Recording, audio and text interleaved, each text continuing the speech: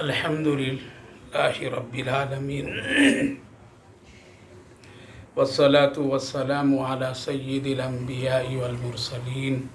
وعلی آلہ واصحابہ اجمعین اما بعد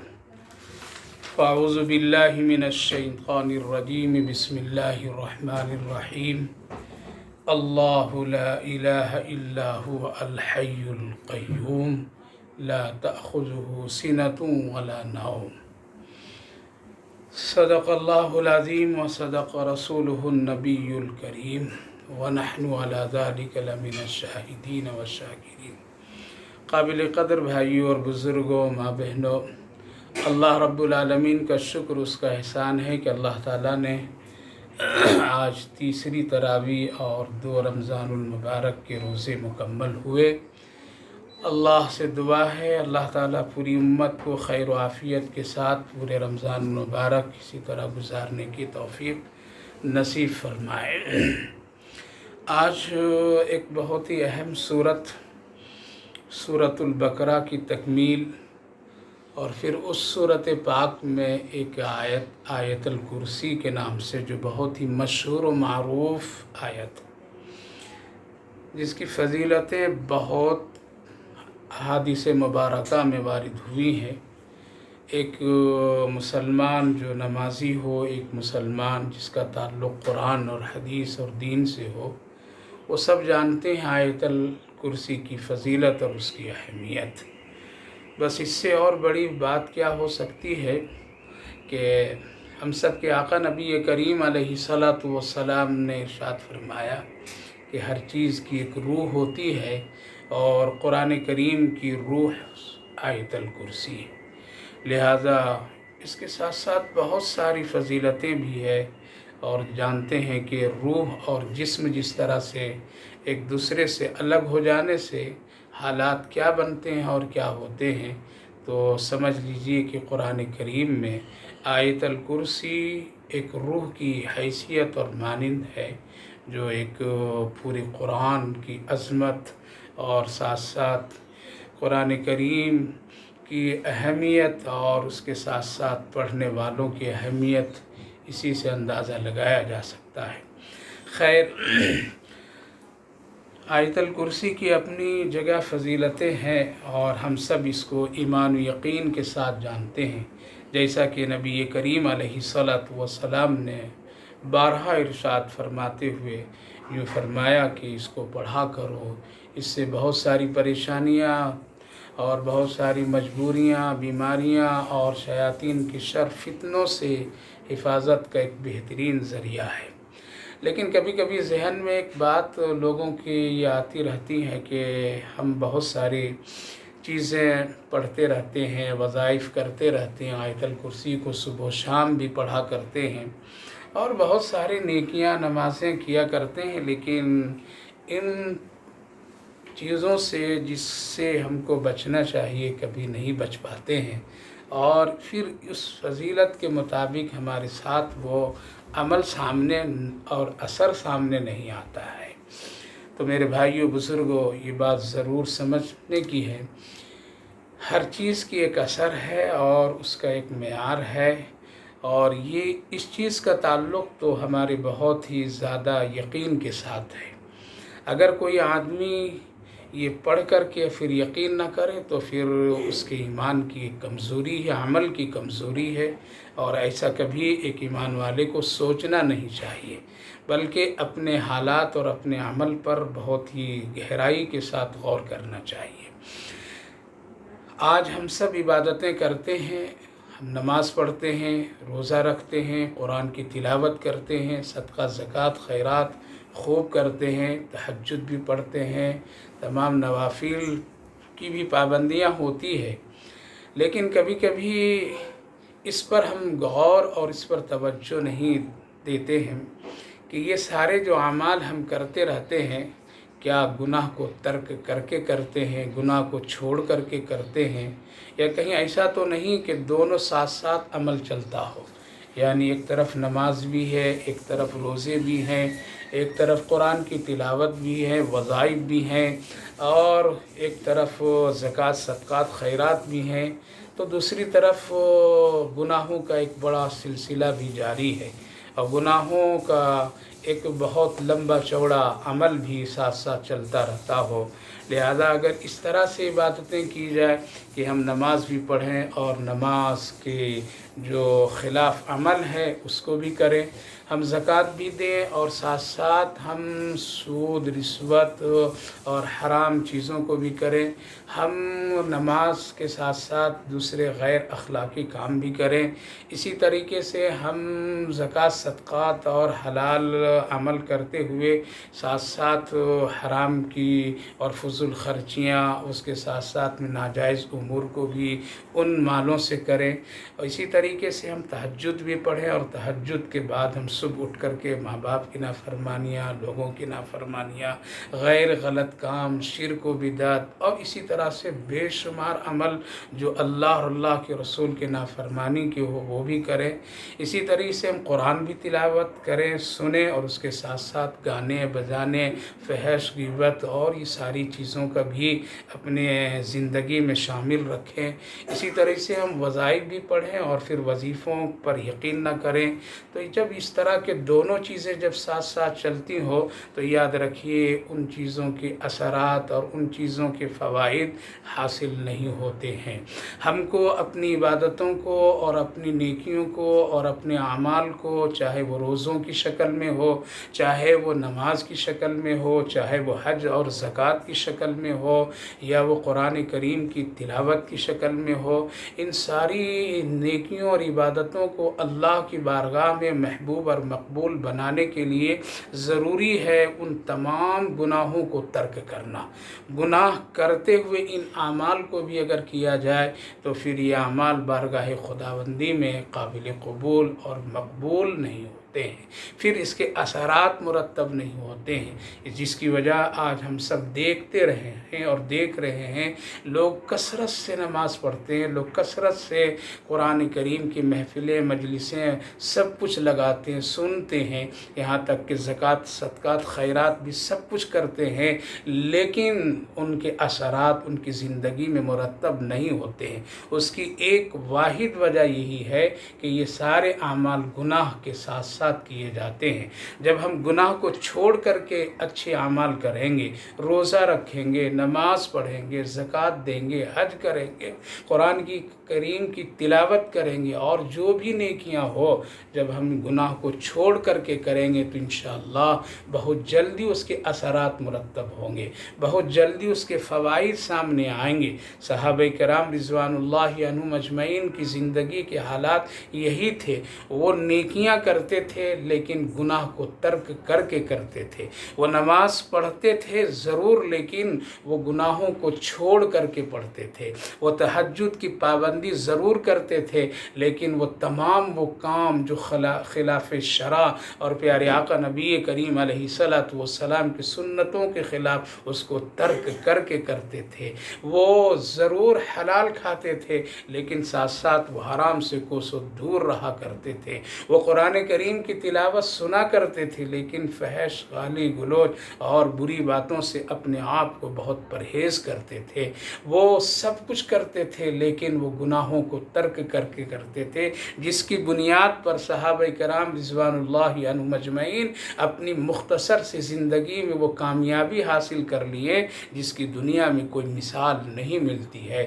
وہ مختصر سی زندگی اور پیارے آقا نبی کریم علیہ السلام کی مختصر سی صحبت میں آنے کے بعد بھی وہ اتنے اونچے درجے حاصل کر لیے، اور اللہ رب العالمین نے ان کو اسی زمین پر بشارتیں اور جنت کی خوشخبریاں سنا دیں۔ اس کی وجہ یہی تھی وہ گناہوں کو ترک کر کے عمل کرتے تھے، وہ گناہوں کو چھوڑ کر کے نماز پڑھتے تھے، وہ گناہوں کو چھوڑ کر کے عبادتیں کرتے تھے، وہ گناہوں کو چھوڑ کر کے قرآن کریم کی تلاوت کرتے تھے، وہ گناہوں کو چھوڑ کر کے وہ روزہ رکھا کرتے تھے۔ ہمارا اور آپ کا حال تو یہ ہے، ہم روزہ رکھتے ہیں، حرام سے افطار بھی کرتے ہیں، ہم نماز پڑھتے ہیں، ہم جھوٹ بھی بولتے ہیں، ہم تہجد بھی پڑھتے ہیں، اور ہم خلاف شرع کام بھی کرتے ہیں، ہم تجارت بھی کرتے ہیں، اور سود لون رشوت کے سارے معاملات بھی کرتے ہیں۔ تو میرے بھائیوں، بزرگوں، ماں بہنوں، ان چیزوں سے،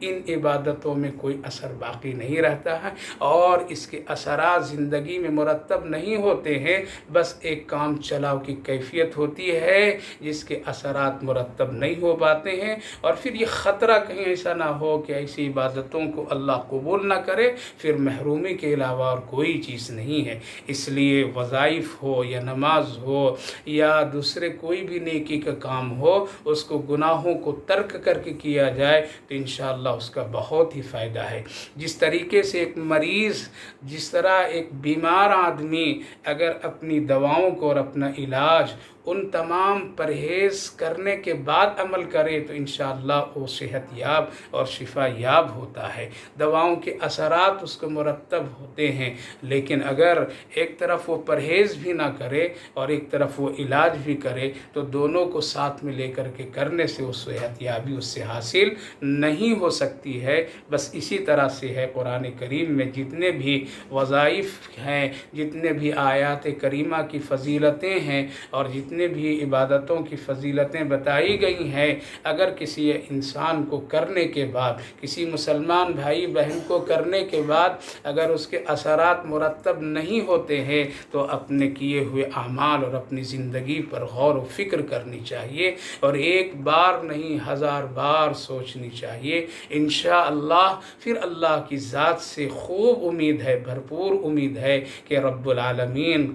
بندوں کے کیے ہوئے اعمال کو کبھی ضائع نہیں کرتے ہیں۔ لہٰذا یقین کے ساتھ کیجئے، گناہوں کو چھوڑ کر کے کیجئے۔ انشاءاللہ جو بھی پڑھیں گے، جو بھی نیکی کریں گے، جو بھی عمل کریں گے، انشاءاللہ بارگاہ خداوندی میں ضرور قبول ہوگا۔ اسی لیے تو اللہ رب العالمین نے روزوں میں ان ساری چیزوں کی پابندیاں لگائی تاکہ تم ایک بہترین متقی پرہیزگار روزہ رکھ کر کے تم کرو اور بن جاؤ۔ لہٰذا گناہوں کو ترک کر کے روزہ رکھیے، گناہوں کو ترک کر کے قرآن کریم کی تلاوت کیجیے، فضول اور گناہ کی باتوں سے پرہیز کیجیے، اپنی زبان سے کسی کو تکلیف اور اذیت نہ دیجیے، اپنے کانوں سے فحش اور گناہ کی باتیں نہ سنیے، نہ سنانے کا موقع دیجیے۔ لہذا انشاءاللہ رمضان مبارک میں کیے ہوئے اعمال بہت قبول ہوگا اور اس کے اثرات بھی مرتب ہوں گے۔ لہذا اللہ رب العالمین نے قرآن کریم میں جگہ جگہ جہاں جہاں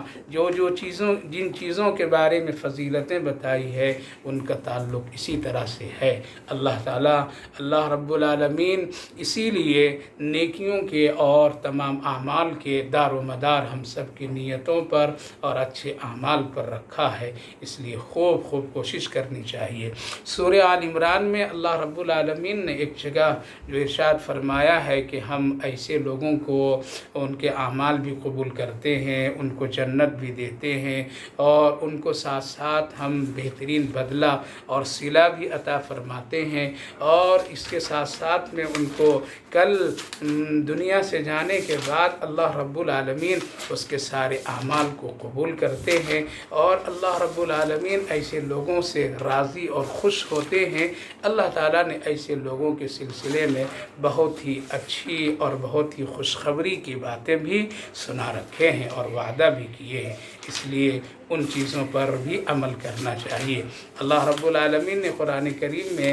عزتوں کی اور تمام امور کے سلسلے میں خود ذمہ داری لی ہے، لہذا ہم کو عزت بھی حاصل کرنی ہے، اور اس کے ساتھ ساتھ بارگاہ خداوندی سے ہم سب کو وہ اعمال بھی اور درجے کی مقبولیت اور محبوبیت کو بھی حاصل کرنی ہے جو اللہ رب العالمین نے ہم سب کے لیے طے فرمایا ہے۔ لہذا خوب عمل کیجیے اور خوب اپنے طور پر میں اللہ رب العالمین سے مانگیے۔ اس وقت میں مانگنے کی ضرورت ہے، معافی تلافی کی ضرورت ہے۔ دنیا کے حالات اس وقت میں بہت ہی بگڑی ہوئی ہے، اور اس وقت ہر ایک آدمی اپنے اپنے طور پر میں پریشان حال ہے۔ لہذا ایسے حالات میں ہم سب کو چاہیے کہ خوب اللہ کی طرف رجوع ہو، اور ان کلمات کے ذریعے سے اللہ سے معافی اور اللہ سے مغفرت، اللہ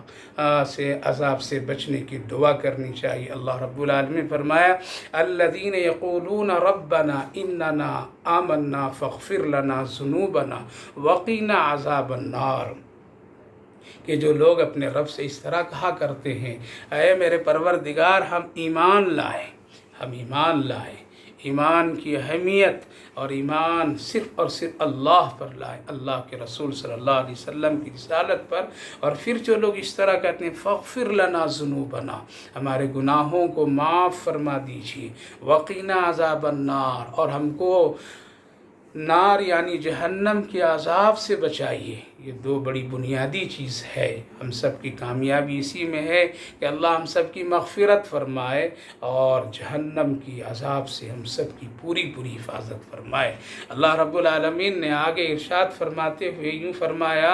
کہ یہ جہنم سے بچنا اور مغفرت کا ہونا ان امور کے کرنے والوں کو جلدی اور بہت ہی تیزی کے ساتھ حاصل ہوتی ہے۔ وہ کون خوش نصیب لوگ ہیں؟ اللہ رب العالمین نے یہاں ذکر فرمایا الصابرین، صبر کرنے والے۔ اس وقت میں صبر بہت ہی بڑی نعمت ہے۔ دنیا کے حالات اس وقت میں اس طرح ہیں کہ اللہ حفاظت فرمائے۔ آج ہم کو اپنے گناہوں اور اپنے آخرت کی فکر کے بجائے ہر ایک کی زبان پر یہی آ رہی ہے، کب یہ چیز ختم ہوگی، کب ہماری دکان کھلے گی، کب ہماری تجارت کھلے گی، کب ہم اپنے گھر والوں سے ملیں گے، کب ہم اپنے رشتہ داروں کو خوش کریں گے، رمضان مبارک اور عید ہماری کیسے گزرے گی، ہمارے کپڑے کیسے ہوں گے۔ آج یہ ساری فکریں گفتگو، بات چیت، مشورے، لیکن کبھی یہ نہ سمجھا کہ رمضان مبارک اور دنیا کی اس حالات میں ہم سب کو جو گزارنا پڑ رہا ہے، ہمارا رب، ہمارا مالک، ہمارا خالق ہم سے راضی ہے یا نہیں،